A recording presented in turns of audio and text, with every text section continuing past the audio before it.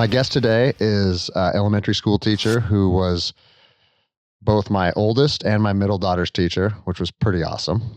You had Siler, what, in second grade? Second grade. And Reagan as a kindergartner. Yep. Her name is Chanel West. And before we get started, I'm just going to give her a little opportunity to give a little background about herself. So welcome to the show. Thank you, Greg. My name is Chanel West. I am a current kindergarten teacher. I was born and raised in the Pacific Northwest, went to Wazoo, go Cougs. I graduated there, ended up getting my master's in teaching, and I actually think I had Siler my first year in kindergarten and my first year in second grade, and Reagan my first year in kindergarten. Oh, awesome. So they were both my little firsties, and I have a twin sister who's also an educator. She lives up in Bellingham, and yeah. And you got your own little children as well. Yes, I have a 9-year-old and a 4-year-old. She's gonna be 5 here pretty soon. So make sure you're right on the mic. Okay, just like this. There we go, just like that. Okay. Yeah, see. That's and I can tell you, it doesn't matter what career you're talking about. It can be police officer, educator, military, musician, on and on and on. But there's people that do it as a job, and then there's people that do it as a passion. Mm-hmm. And I mean, my kids are, what are they now? 5, 8, and 11. So we went through a decent amount of different teachers. Yeah. And we haven't had any real negative experiences, but the difference of what you brought to the table versus all the other teachers is literally night and day. That's crazy. And Thank you. I like sharing this with you because you impacted their life in a way that it reached well beyond reading, writing, and arithmetic, you know? And I don't know. I think that's just something that you're wired for, because the girls, they both feel like an actual attachment to you. It's not just, oh, she's my teacher. No. And I mean, how long's it been since you had Reagan? I mean, at least between 6 and 7 years ago. And they still talk about you all the time. When can we see Miss West? When can we see Miss West? I know. It's funny. Teaching was not what I thought I would end up doing. I've always had a passion for kids, especially, special ed children, which is what I kind of got my foot in the door. But funny story is I used to work as a bartender, and right out of college, and a bar fight broke out, and I was manning the bar. And was it me? No. No, it was 2 overweight elderly men who just had too much to drink. Okay. And I stood there and I started crying, which is the worst thing you could do as a bartender, but I did not know what to do. And I became so overwhelmed. People were throwing glasses, people were pushing each other and shoving each other. And I didn't know what to do. And I don't know why, I just started getting emotional and I started crying. And the guy came up to me and he just looked at me and he's like, "You had no control over this situation. You need to find another job. You are not meant to be a bartender." When you say the guy, who, like the manager or one of the guys in the altercation? Yeah, the other guy who had gotten, I wouldn't say beat up, but had gotten shoved around. He came up to me and kind of grilled me for not taking control or helping. And obviously I'm, Sorry that I'm laughing, but the last thing that I think that you should do if you get your ass kicked in a fight is find a petite young woman and say, "You didn't do anything to save me." Yeah. It doesn't surprise me in the slightest that he was the loser. Yeah, no, he was just looking for someone to blame. But in a way, it is. That night I went home, and this was back when you Craigslisted jobs that were available, and there was a position to help disabled kids, and that was the one thing I knew that I was passionate about. And that night I applied, and 2 days later I had an interview, and I walked into the bar and I quit my job, and I taught an 8-year-old girl how to read that year, and I went back and got my master's. Wow. So how old were you then when that? 24. Okay. Mm-hmm. Isn't that cool how just a moment in time, yes, one incident can just change the trajectory of your life, and that's cool. That, I mean, you can say whatever you want. You didn't feel like, or you didn't know why you were crying, or you didn't know why it affected you like that, but you're not wired for combat. No. I don't know you extremely well, But you're a lover, not a fighter. No. You know? Yeah, I don't think I've ever been necessarily like slapped across the face by life so hard. Like in that moment, I knew I was in the wrong place but at the right time. Yeah. And it guided me to go do something. And like I said, when I taught that little girl how to read that year, I was like, I can do this. And yeah, now being a kindergarten teacher, I teach kids how to read all day long. And it definitely led me to a place where and I feel bad for people growing up when they think they have to know out of high school what they're going to do. I think that's completely unreasonable. Mm-hmm. I'm 40 and I think I might know what I want to do right now. Mm-hmm. But like life is a journey, Mm-hmm. you know? Yeah, and sometimes you have to cry in a bar fight to really figure out, your high school counselor is not going to tell you what to do. No, and also the amount of change and growth that you experience, like how old are you now? 33. 33. So I was going to say from 20 to 30, I'm not even the same human being. No. And that's when I realized like it's unreasonable to have 18, 19, 20-year-olds be put on these paths where they're supposed to pigeonhole themselves in a career field that they're supposed to do for the next 40 years or whatever. It just seems pretty unreasonable. Very much so. So what was your bachelor's in then? Did you already know you're like some type of education path or? No, it was basically just a cluster of random credits that got me out of college with a degree. I got a general studies humanities degree. Okay. And that was what I walked away with. And it was hard. Like I said earlier, I have a twin and she knew she wanted to be a teacher at age 8. Mm-hmm. And she went to Western right out of high school. She went and got her teaching job. And I kind of just floundered around for a little bit, bartending and, just not really knowing where I was supposed to be. And it was hard. It was challenging because being a twin, you kind of put yourself like, that's where I should be. That's what I should be doing. Is there always kind of like a rivalry? Not necessarily unhealthy, but just like. Yeah.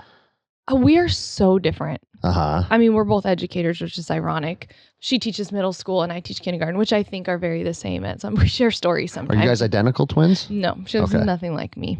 And so I was very athletic. I was in sports and all that. And she loved to read. She made her bed every morning. My room was a disaster. We were just so different from the get-go. That's a uphill battle at this house too, trying to get my kids to make their beds. Oh gosh. Yeah, there was no point in it for me, but for her, she was organized and tidy and neat, and she kind of followed all the rules and expectations, and I kind of pushed back a little bit more. Wild child. I was much more the wild child. So in a weird way, we were so different. There was never a competition. We weren't trying to fight for the same things. Yeah, I see. Yeah. Well, that's pretty cool then. Yeah. So then you went and you taught that 8-year-old. And how did that, you literally found a Craigslist ad? Yes. And said, I can do this? I wanted to work with special needs kids, and it was a behavioral specialist for special needs. And I went and applied for it, and it was down in Kirkland, and I got the job. And they place you in a school. They kind of match you with a kiddo that needs like a one-on-one. Mm-hmm. So like a para or somebody to just go in the classroom and be with them because the teacher can't, they're too much for the teacher at that point. And they matched me with this 8-year-old little girl in Snohomish. And I went out and her and I just instantly, it's like, you talk about the girls and that relationship I have with them. I just instantly was like, it was like a friendship. It was like a mentorship. It was like, I instantly cared for her like I would my own kids. And then I watched her learn how to read, and everybody was just in awe of what I had done in such a short amount of time. And for me, it seemed so simple. And I just knew like, okay, I need to go get my teaching degree. So I feel like, do you feel that kind of connection with a lot of your students? Is that a common thing? Because I know both my daughters felt it immediately. Yeah. But maybe my family's just special. No, I think that's a great question. I think it is fair to say in human nature in general, when we are adults, when we are children, you meet certain people where you just have the same energy, and you can joke and banter with them, and they understand your jokes, and when they're upset without them saying they're upset or without them showing emotion. You can just feel and as a teacher, I try my best to have a relationship before I am their teacher, if that makes sense. So like 100% makes sense. yeah, so like you might I like to call that like, well, obviously the first part of the energy thing is like being on a wavelength. Yeah. If you can be on the same wavelength as someone, it makes everything else kind of fall into place a little easier. Mm-hmm. But also, I mean, I talk about leadership a lot on this show. And the relationship between a leader and a subordinate is similar to teacher and student, right? Mm-hmm. And I always say, in order to be the most proficient leader, you have to have relationships with your people. Mm-hmm. Because now, once they know you and they trust you, it's that much easier to guide them and put them on different paths and have expectations on them and all these things, right? Mm-hmm. So it's interesting hearing you say that because it's virtually identical. Oh yeah, I completely agree with you. And it's funny because I when I go into my classroom, you might walk into my room and like see, I'm just gonna throw this out there, I don't know, but like a little girl like cutting the front of the line. And I would be like, oh, I don't think so. Or like, heck no, Missy, like you get back there to the end of the line. And you might hear that banter into someone that might be like, what? Like, it's not necessarily the most like professional, but for me, like I have relationships with my kids that are so much deeper on a professional level that I can talk to them that way, or I can, kind of guide them how their personalities are. I know that little girl can handle like oh, I don't think so, versus someone like, oh, you know what, sweetie, we're not going to do that today. Like you talk a little softer to some kids, and you have to know them on such a deeper level before you can do those things. Yeah, that's such a good point because everybody reacts to stuff differently, right?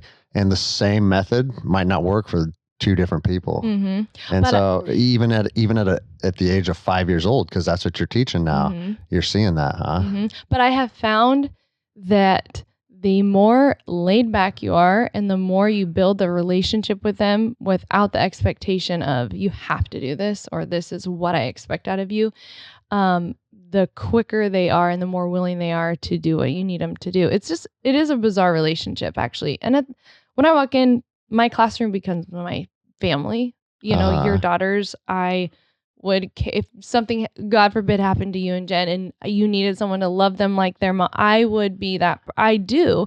And I make that my mission at the end. Like I tell my kids all the time in my classroom, we are a family. I say that daily. So I just really try to build that like community. Well, it looks like me and Jenny will be filling out our wills. Yeah, sign me up. No, but that's like, as powerful as it is and as admirable as it is, it must be kind of exhausting too, because you invest 9 months of your heart and soul and then it's just boom, recycle onto the, I mean, I guess in one aspect, that's kind of cool because you're getting to deal with like, you're getting a whole new group of kids to influence and build that relationship with. But then the other one, they just move on. And it's so like, hard. It's virtually impossible for you to maintain any type of relationship with I would imagine the majority of the kids that you have. And I wish they knew how much I have a relationship with them. And I think that's the hard thing about kindergarten is I know as they get older, I'm just going to be that memory of like, oh, she was my kindergarten teacher. They're not going to remember like, that hug I gave them when they were sad or like, they're not going to remember like I was their mom at school. Yeah. Like they're not going to remember that. I hope that they have a little place in their heart where they, feel that love that I had given them. But I know as you get older, when you're 5, you're not going to, and that's why a lot of people ask me if I want to teach another grade. And I think I'd teach like 12th grade. I'd go polar extreme. Oh, really? Just because that relationship piece is so much more monumental in a sense, in different ways when they're older. For sure. So it is hard though, because like there are kids like Reagan and, Siler who I genuinely like love and I miss seeing them in the halls and I love seeing them at the bus loop. And so those are the hard things. Yeah, I can imagine. Yeah. Well, when we stopped by to visit a couple months ago, you weren't there. So oh, shoot. That broke their heart. Oh, no. But we got to see the puppies. Oh, yeah. So, yes. Yeah, I was going to ask do you get to decide when you switched from second to kindergarten? Is it kind of needs of the school or do you get to kind of decide where you're at? That year, I had always wanted to be a kindergarten teacher. And ironically, when I got hired, second grade was just the grade that was available. Okay. And so from there, I taught that for 4 years and I loved it, but I was really anxious to kind of get into the younger grades. And so a kindergarten position was open and I said to my principal, hey, I would love to take it. hmm So when you get your degree, it seems like teaching kindergartners and teaching 12th grade would almost have nothing to do with each other. no, And except the relationship piece. yeah, exactly, right? Mm-hmm. But when you are going to school for it, are you learning specifically, like teaching a certain grade or a Yeah. certain age range? So you can only, my certificate is K-8. Got it. So if I wanted to do anything higher than 8th grade, I would have to go back and get either like another like certificate. I don't think I'd have to go back and get another degree, but I would have to get certified. How long would that take? I wouldn't say more than a couple years, a year and a half, maybe. That sounds like a nightmare. Oh, tell me about it. And Maybe you like school though. no, School and I have a very different relationship. I have never been good at school. Uh-huh. I've hated it. And Isn't that funny? My twin sister was Because you like, are a great teacher now, and you personally didn't like going to school. I was horrible at it. And my twin sister, she graduated with like a 4.0. And I literally got denied from Wazoo once. And then I had to go and like plead my case as to why they should accept me. And it was hard because my sister got her acceptance letter and I got my denial letter like within 3 days. Oh, shit. And it was like really hard. I bet. Yeah. And I just remember being like, oh, I suck like this and that. And then I had to go sit in front of a group of people and basically say why I should be allowed into Wazoo. And that was at 18 years old? Yeah. That's funny. Yeah. See, and then you went and you got your humanities degree. That's just kind of a conglomerate of all these different things. And I feel like so many people go to school without a plan. Mm-hmm. Like I've said it a lot on the show. If you have a specific plan, if you want to be a doctor, a lawyer, a teacher, whatever it is, right? You can build a path to get there. Mm-hmm. But now I feel like as soon as I got my bachelor's degree, because I didn't get my bachelor's degree till I was 33 years old. Oh, wow. I went back to school because the military would pay for it, right? Mm-hmm. So after I got out of the military, I was like, I'm going to get my degree simply because I'm not going to let the Army keep that money. Genius. That's it. Yeah. That was it. Yeah. So I went in and I got it in sports and exercise science just because I was like, well, I might as well do something that's interesting to me. Mm-hmm.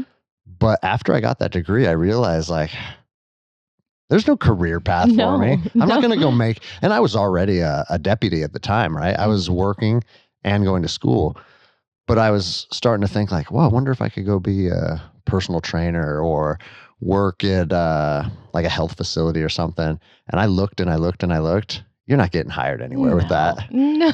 And I was like, man, like, what do people do? Like, luckily I was already a deputy, but what do people do that are going to school for 4 years? And luckily I had the GI Bill. I wasn't going into debt. Oh, see. And then they think, oh, as soon as I get out, I'm going to get hired and I'll pay these student loans off. And it's like, no. It's a trap. It is a trap. I will be paying my student loans for the rest of my life. Isn't that crazy? And like my wife, I'm going to throw her under the bus here. She got her degree from UW in art.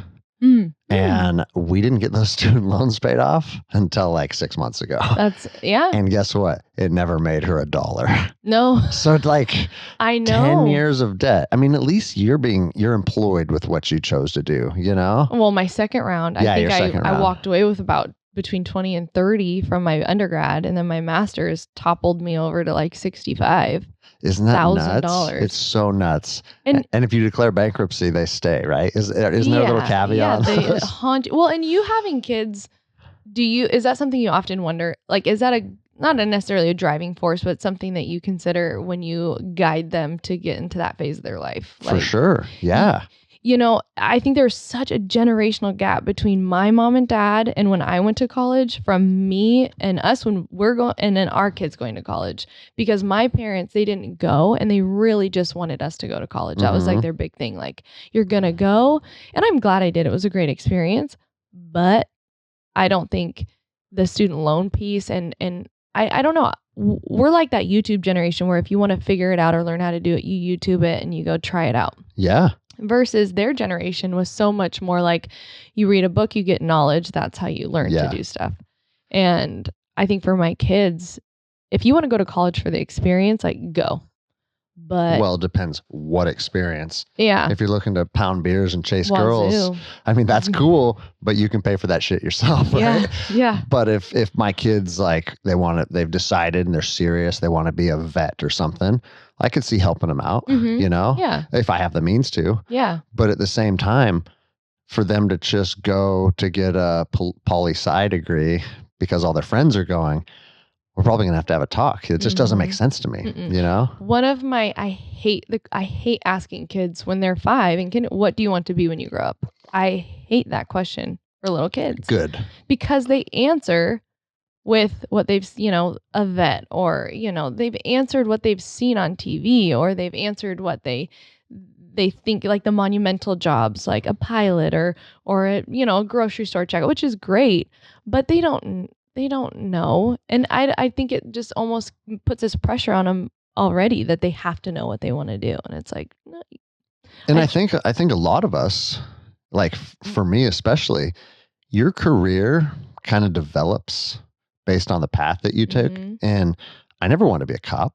I never wanted to work as a law enforcement officer, but I had this background, and once you come out of the military and you're focused on fitness and you can shoot and you have a tactical background, that's a natural path for a lot of guys. Oh, you should be a cop. And I'm like, I don't want to be a cop. That's the stupidest thing I've ever heard. Like, I had no aspirations to be a cop. Really? And then I had a friend that I was doing jiu-jitsu with that was a deputy with the Marshal Service. And he goes, dude, it's not like patrol work on the street. It's a different thing. I think you'd like it. He talked me into it, and I love him, but he was very wrong. Like, I didn't enjoy working for the federal government. And I went and did another round as a patrol officer, and we all know how that played out. But I feel like for the first time in my life, my gym is doing very well.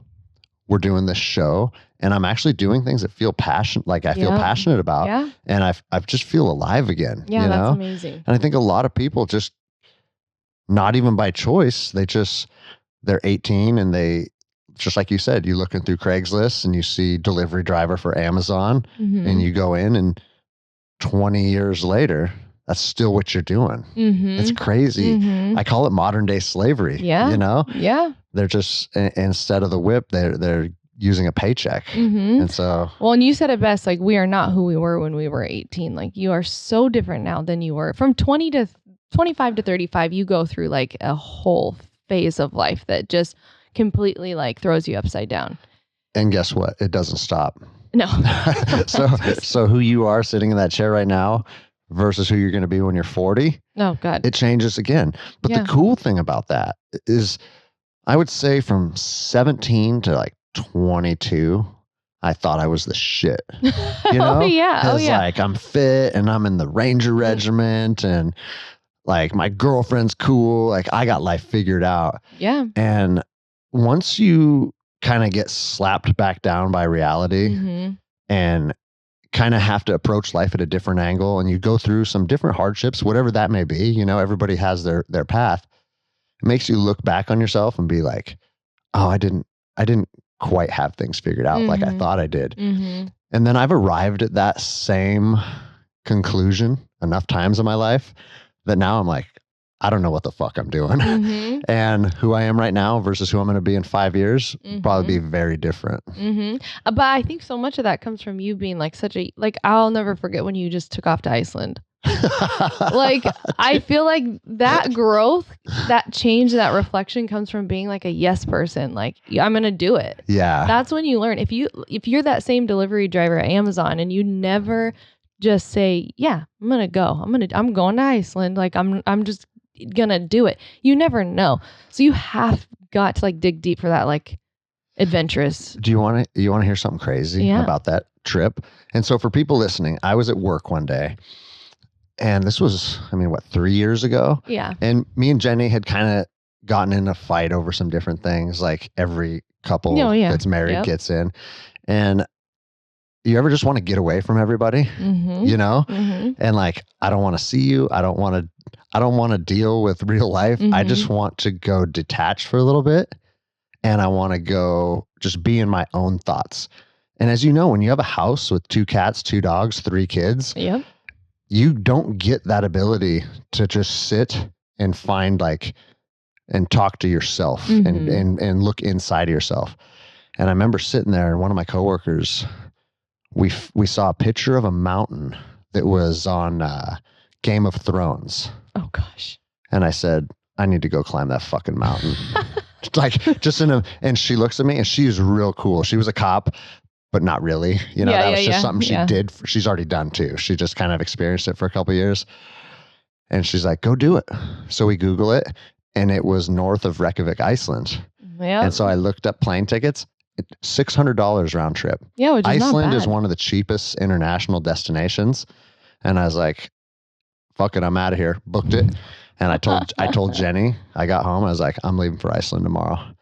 And I'm only going to be gone for 3 days, but that's what's going to happen. Mm-hmm. And so I grabbed like a backpack, some stuff to climb in. And that's what I did. I went there, I hiked, and I did jujitsu. And did you sleep? You just barely. Yeah. I was on the ground for 52 hours. Oh my gosh. But it was awesome. Yeah. And I met some cool people, and I trained. And my wife has been with me through a lot of deployments. Mm-hmm. So there was a time in our relationship where she wouldn't see me for 4 months at a time. And a lot of times we wouldn't talk much either, And so me going to Iceland for 3 days, no stress. Mm-hmm. Maybe a little bit, but not like, oh my God. Mm-hmm. She was catching shit at the bus stop. What's Greg doing in Iceland? Lake Steven. Gets around. Yeah. And so she was hearing it from everybody else. And it was a bigger problem for like the moms people in the community. Isn't that funny? Than it was for her. Isn't that ironic? But that's like... Yeah. I mean, she's married to me, so she knows how it goes. Yeah. But the other side of it is, I've always been the husband. You want to fucking go to Vegas? Yeah, for go. 4 days with your girlfriends? Go. Yeah. I don't care. Yeah. And if you care about your person going and doing that, that's an indicator of bigger problems. 100%. Totally agree. I didn't go to Iceland to go, I'll go to the bars and find some Icelandic girls. Like, no, that is not what it was. Right. And when everybody understood that, except the moms at the bus stop. Yep. Yeah, they don't understand anything. Yeah. Yeah. No, it's true. And I think, for anybody who needs, like, if you have an itch, like, go scratch it. Because if you don't, I feel like that is when you become sedentary and you don't grow as a person and you don't learn about yourself. And I think that that's where real change comes from, is like, if you feel the need to do something like that, need that feeling, like it's not just there on a whim, like it's there for a reason. And go. And your spouse and your significant other, like, I should choose these words wisely. But sometimes they're part of that journey, but True. they don't always have to be. True. It's okay to go outside of that. And like me and one of my best friends, Sheely, who's been on the show, he's a doctor. We want to go down to Antarctica and climb Vincent Massif. And a lot of people are like, why in the fuck would you want to go climb a mountain in Antarctica? Yeah. And it's exactly what you said. It's for growth. I know I'm not going to enjoy it. He enjoys mountains because he's a super athlete. For me, it just kicks my ass. Yeah. Yeah. But when I'm done, that experience changes who you are. I've summited Rainier 3 times. Wow. I've climbed it 5 times, but we failed twice because of blizzards. Oh gosh. But the first time I got to the summit, I cried. Wow. Yeah. And I can admit that now, Yeah. Yeah. And I remember he was always, because he's a very accomplished mountaineer, he's always inviting me on the mountain. Come climb the mountain. Come climb the mountain. I was like, I have no interest. I did that stuff in the military. I have no interest in going and sucking for 3 days.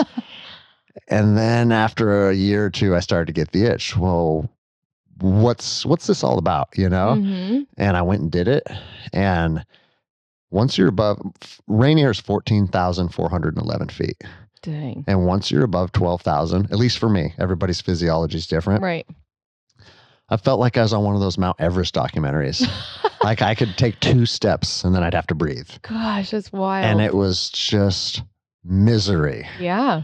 And when I got to the summit, it all made sense. Mm-hmm. And human beings are the only animals that do that. Like we're driven by goals that for all intents and purposes are completely unreasonable. Yeah. Like no other animal is going to go up to an elevation that could kill them just to see if they could. It's true. Yeah. You Yeah. know? That's so true. Yeah. But yeah, it's funny you remember the Iceland thing. Oh, yeah. And Iceland was incredible. I mean, it is really a cool place to go. That's right. You went there shortly before me, right? Mm-hmm.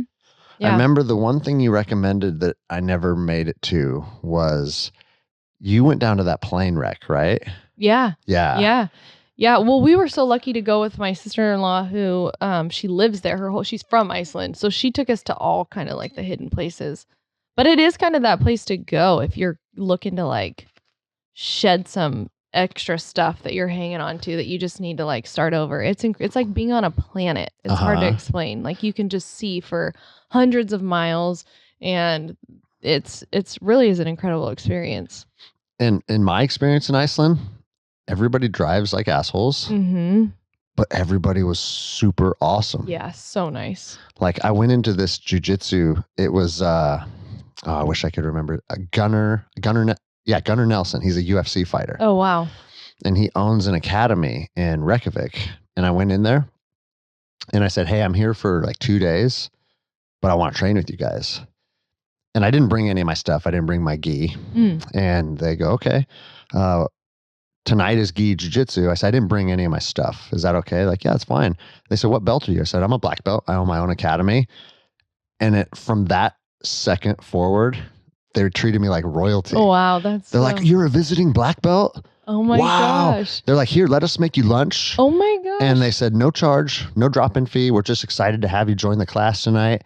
And it's like, not only is that like the culture there, but that's also the jiu-jitsu culture too, you know? And it's just cool to see. Yeah. So, yeah. Well, to circle back around, the whole reason that I was excited to have you on tonight, this evening, is because, as we've talked about, you've been a teacher for how long now? I'm going into my 8th year. 8th year. And last year was probably the weirdest year of your career. Is that a safe assumption? Honestly, in a weird way, this year's been even weirder. Like it was more shocking. I think last year it was just kind of the shock, like, okay, and you just kind of went day by day. You didn't know things until the next week, like when we left that last day of school, we were just gonna be out 4 to 6 weeks. Yeah. We're pushing a year. It's insane. Yeah. Right? Yeah. Oh, it's wild. So, I mean, we could probably talk about it for 10 hours, but how has COVID affected the profession? This is what I tell people. I feel like my job has been hijacked and my hands are behind my back and I have someone with, just do your job. I'll let go of your hands once we get out of this, but right now you're going to do your job. And I feel so stuck. I'm doing something that I did not sign up to do. But I have to do it. I have to be there for the kids. But it has completely 180 flipped teaching on its back. So from my personal experience, like we finally got Reagan into private school 3 weeks ago. Oh my gosh, that's awesome. Because, and we found a private school that is in person. It's mask free. They get to play together at recess. Like it's a really cool place. That's awesome. But she was getting depressed. I know. And she's 8. I know. And I've talked about it on the show. And one of the listeners, actually, his daughter's the same age, and she wrote Reagan a letter. Oh, that's so and cool. So isn't that cool? Yeah, that's so cool. Reagan's gonna write her back here shortly. But as a parent, there's nothing worse than seeing your kids go through hard times. Yeah. That are also, I mean, we don't need to get into the politics of it, but it seemed to me as we were navigating all these times that it was agenda driven and that it was being weaponized, all the things that so many people have talked about. And to see it affecting the children, that's just a different layer that was really hard for me to accept. And so, I mean, are you literally teaching through Zoom all the time? Is that how it is now? Yep. Monday through Friday, we teach through online. So have you even met the children that are in your class? No. This is it's bizarre. So no, I've never met any of them other than on a meeting. But I have a student of mine. I've had all of their siblings. They're the last one of the bunch, so I'm close with the mom. So okay, that's actually pretty powerful, I bet. Yeah. Oh yeah, it's actually so great. And I'll lean on her sometimes, like, hey, did this work? Is this how are you feeling? I'll get her input as a parent. Like, are you feeling okay about this and whatnot? And we just bounce things off each other. But she sent me a photo of they were riding their bikes in their neighborhood and they had ran into another kiddo in my class. And she sent me a picture of the two of them. And I wrote her back. I said, it is so weird to see their whole bodies. Like it was so, the little girl was so much shorter than what I thought she was when she was standing next to the kiddo, the other kid. And the other kiddo was so much taller than what I had. And I just said, it is so weird to see their feet. Like, and she laughed, but it's so true. I really don't see them other than the torso up. Well, and as someone that we've already kind of went into pretty great detail on is that prides themselves on developing relationships first and then chasing academic goals second. How is that impeding this? Every day I have one-on-ones with my kids, and before we start, I ask them, is there anything you want to share with me, tell me, or show me? And each kid every day? Every kid every day. You're a stud. So that that in itself is what, an hour or 2 hours probably? I am in front of my computer from 8:15 to usually like 5:15. Wow. And I don't move. I get like a 10-minute bathroom break here or there. But I just, and I ask the kids, and there are those kids that are Can I buy you one of those standing desks? I could use one. I totally could use one. I could never do a desk I job. got one of those as a cop because police work, you're writing reports a lot. And a standing, I shouldn't say I got one. My department offers, one of our offices has standing desks. It was a game changer for me. Was it? My sister actually her husband just built her one and she said it was huge. But I do photography too, so I end up sitting in front of my computer all day. But I ask them every day, is there something you want to show me, share with me, tell me? And you get those kids that are every day like, no. Like, okay, you don't have to. But I have got, I will not forget that question. I don't care if I have a kid in the queue, like waiting. If I haven't asked that kid, do you want to show me something yet or share something with me? I will, that kid can be late. Like, we got it. Like, I will never leave a kid without asking them that. So last year, when you were in person teaching, did you find that students would warm up to you? Like, would you still have the students that are like, no, I'm good? Or is it different, or is it? Yeah, no, there are kids that definitely just don't attach to you, really. Or they're not sharers, or they're not ones to like talk about what they have going on in their life. Like, they're just more quiet and kept to themselves. And those kids, I always just tell myself they'll warm up, and sometimes they do, and sometimes that's just who they are, and they just don't say anything. They're pretty quiet. But I never want to be like, you have to share with me. Like, you have to tell me what you're gonna show and tell me something right now. Yeah. So now you're getting, like you said, this year's even weirder than last, and so we're coming up on the end of January, so you've got a pretty good chunk of time to kind of compare to how students have progressed. Just take the emotional side of it out of it. Emotional side out of it. Like, academically, are you seeing? How would you describe it? Kind of on par or lacking? I never thought I would say this, but if kids and teachers have proven themselves academically, this is the time. I haven't been blown away at these kiddos. My kids are reading. Like, I have 5-year-olds who are reading, who didn't even know what the letter A said 3 months ago. Really? But it's a testament to their families. When I'm in those meetings, there are those moms right there next to them, hand over hand, making sure they're, getting their stuff turned in online. So it's really a testament to the parents too. And I can tell you, like, in this house, when Reagan and Siler were still going to or doing online school, Jenny was basically an assistant teacher, just like you said, sitting there. And Siler's in like AP math, and Jenny's a math nerd too. But she literally attends every class and then sits there and kind of reteaches it. And I remember like thinking, watching Jenny do that, like as amazing as it is, there's a lot of parents that they both have to work. So if not only are they not there to actually teach and assist in the actual content, but just getting them out of bed.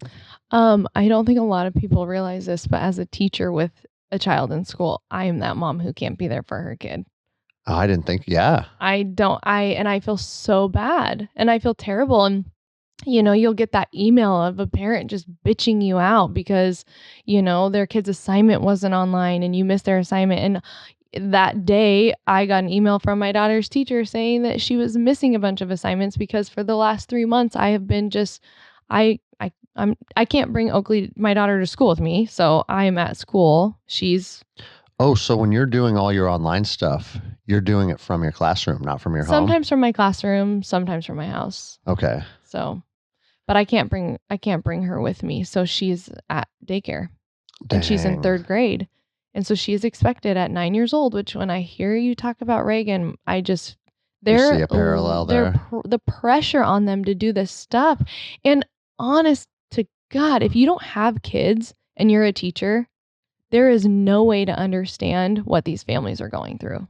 Or I would also add, if their kids are 35 years old, because they've been removed from the game. Yes. Because I mean, and I'm not going to throw any names out there, but I've had some of my daughter's teachers have been significantly older, and we see just a very different dynamic in how they approach like the relationships with the kids and the teaching and everything.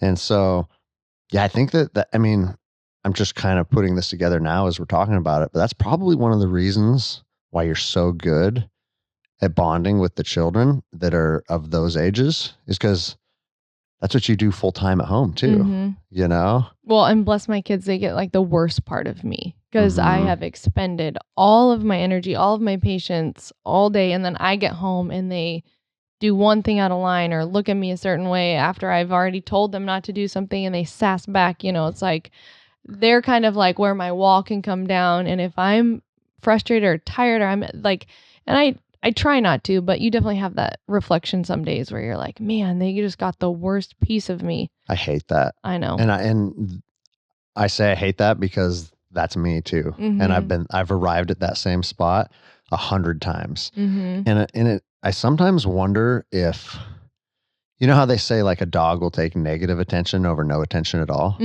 Like a dog would rather get yelled at than ignored. And I think that there's something to that with children too. Yeah. Because sometimes they will defy all logic. And for no reason, like my youngest will come up and like slap Reagan. For no reason, right? Right. Like there's no fight going on. There's no problem. It's almost like she just wants to create some kind of drama. Well, and I feel like I can only help but to compare that to our situation right now. Think about all these kids who sit in these Zoom meetings with their cameras off and they are completely ignored, whether that's because they want to be or they don't want to be. I know like suicide rates have gone up and you said they create drama. It's like these kids are to a point where they are ignored all day long. They're muted all day long. Their their cameras are off. So no one sees their faces. So they're going to go do something that's drastic or, of course it gets them in a bad place. It's like, it's just not ideal. And you know what else is like pretty concerning is that, I mean, let's be honest, public school, there's a lot of families that are dealing with drug addictions, abuse, alcoholism. Public schools, some kids escape. They get to like when they go to public school, that's a sense of normalcy for them, Yeah. And you take that away from those kids.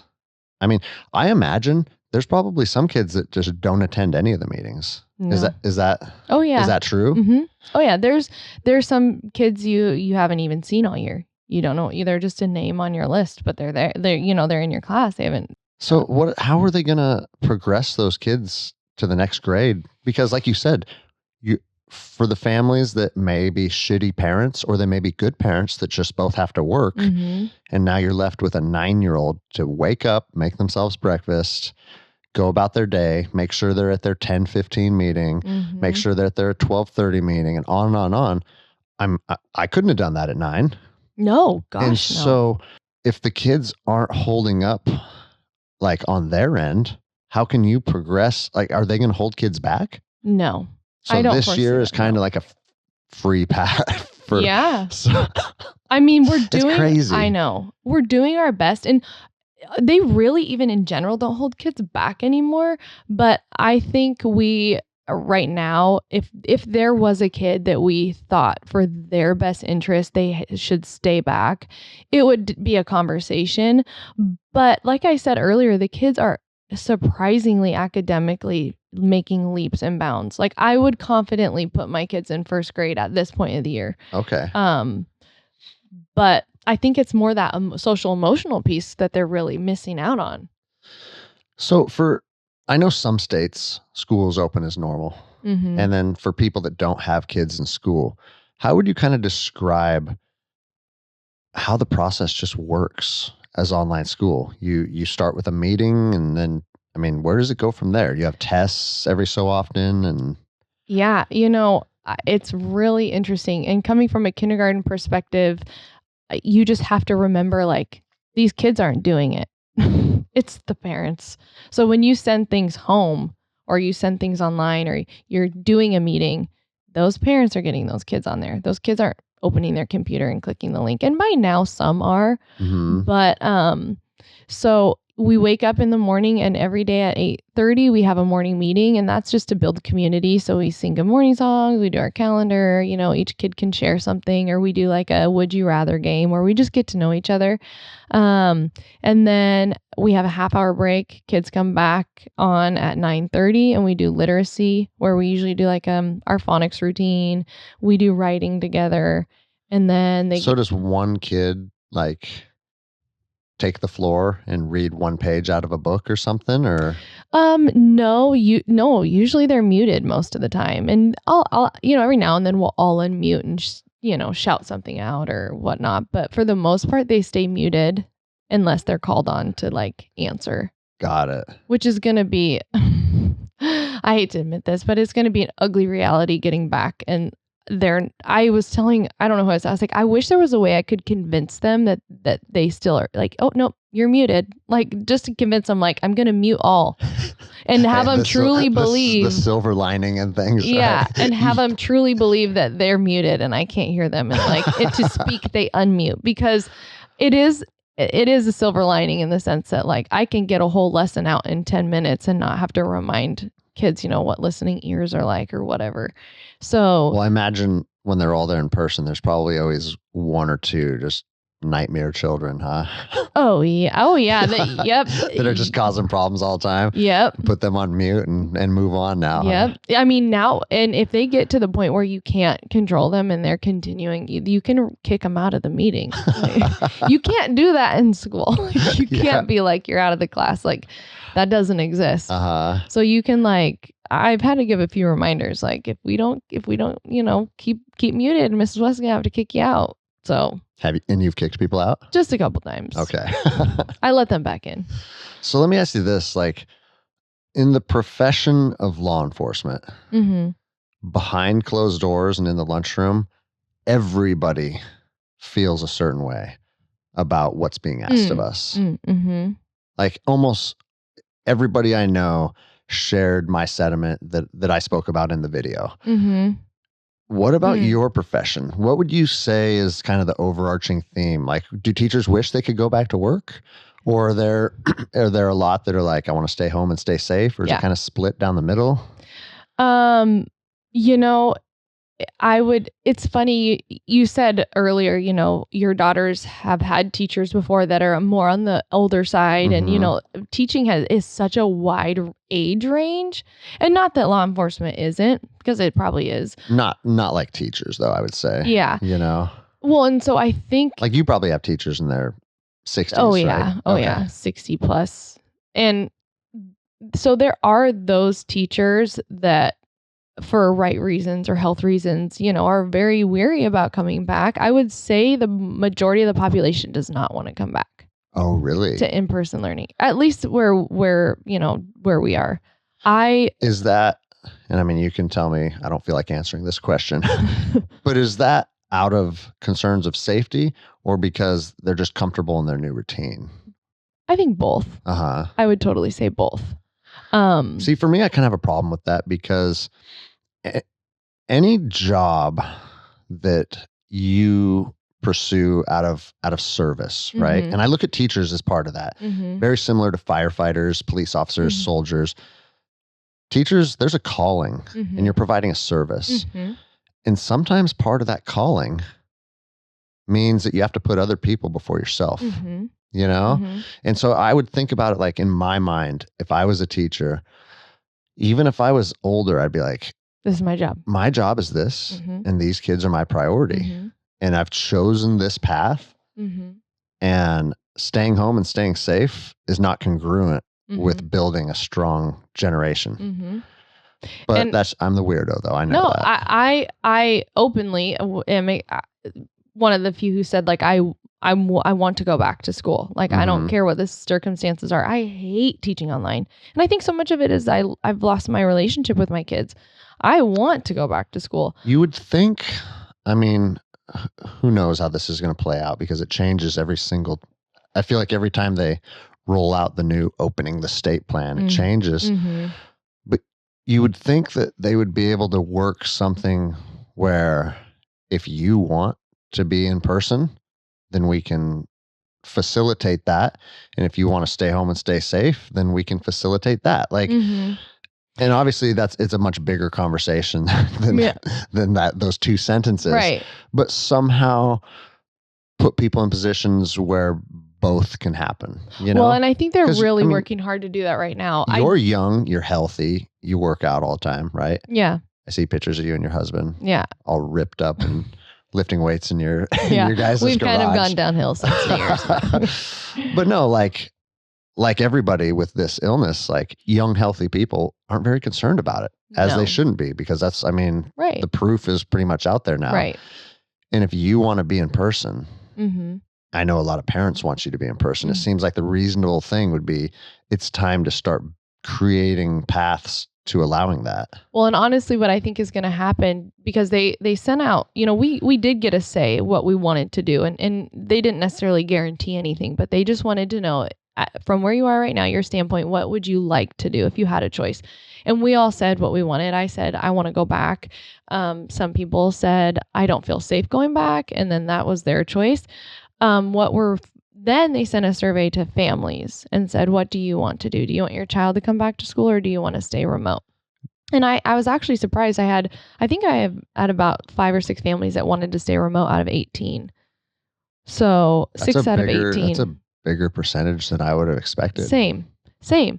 So now where we're at is we're looking at the numbers, and actually more students, I think, want to come back than teachers are willing to teach. And so some teachers, based off of, I don't know exactly how they're configuring it, but some teachers are going to have to come back.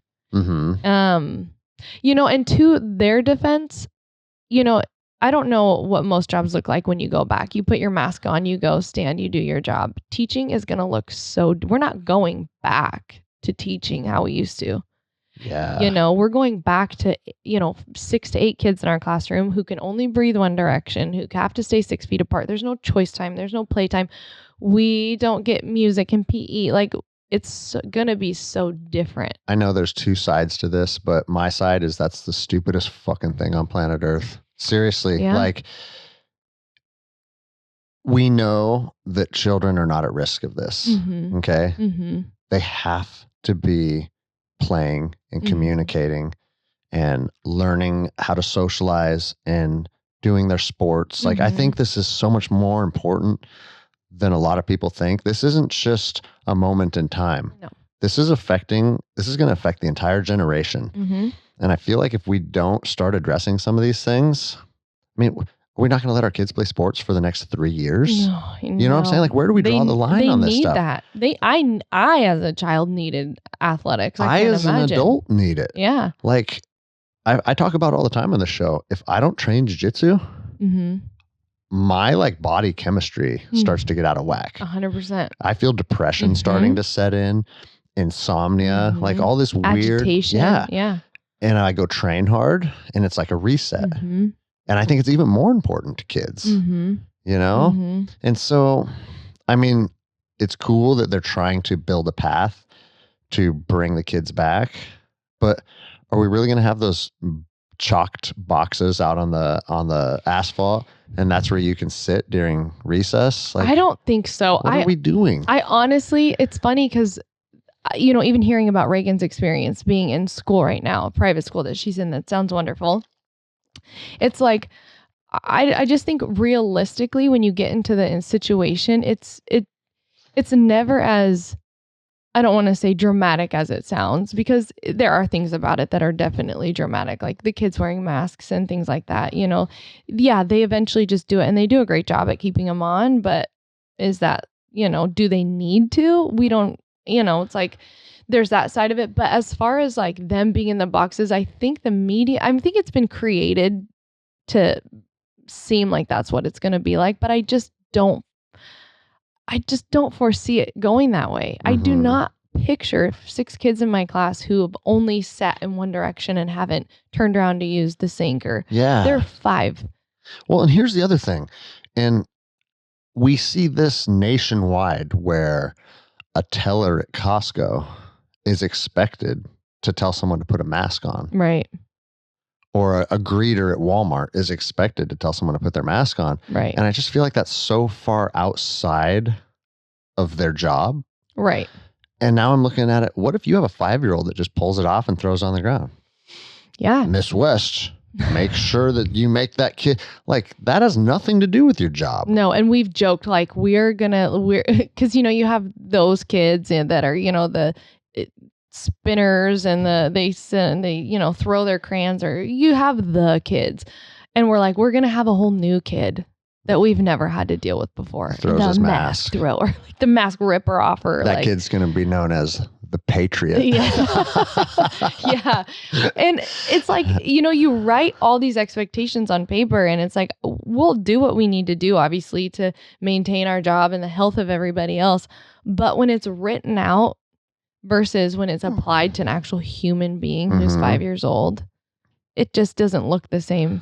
Well, and that's where I think a lot of people are out of touch with reality or have never had children. Like, good luck trying to keep. I mean, we've seen all those viral videos of the couple on the plane with the 2-year-old and that stuff. And it's like, just because a 2-year-old can walk does not mean they're a human being yet. Yeah. They're still a baby. Yeah. You know what I mean? They're going to do whatever feels right in the moment. I'll never forget, we used to live with my brother-in-law and his 2 boys that were like 3 and 5 at the time.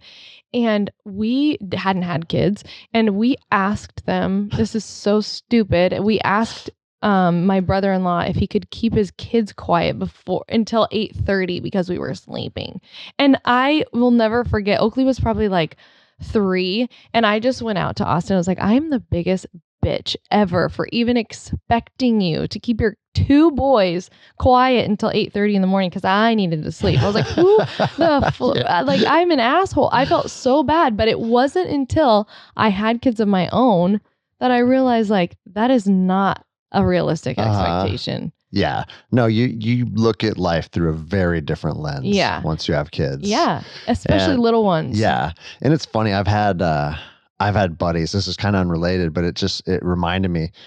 I've had buddies that are single with no kids that tell me, like, I'm trying to meet me for a workout or meet me for a role. Yeah, you know, yeah. Like, oh, dude, you don't understand how busy I've been. I'm slammed. I can't make it work. And I was like, bro, you have no idea what busy means. Right. Wait until you're working full time, like we both are, and then add 3 children on top of that. With their own things that they have going on in sports. And it's night and day. It's a whole different experience.